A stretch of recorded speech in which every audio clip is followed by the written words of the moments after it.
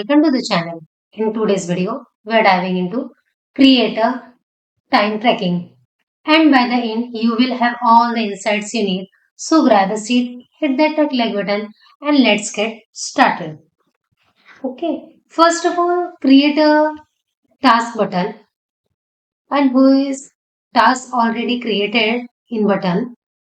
Open the task, then scroll down, click start working day to begin tracking your time. Start. Okay. You will see in time start running. Bitrix24 now tracks your work duration. To pause for a break, click the break button. Okay.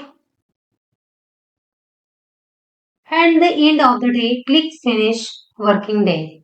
Like that finish button. And the end of the day, like finish working day to stop the tracker. Thanks for watching. If you found that like button helpful, don't forget to like, subscribe and hit that like icon for more content. Drop your thoughts, your questions in the comments below and I will see you in the next one.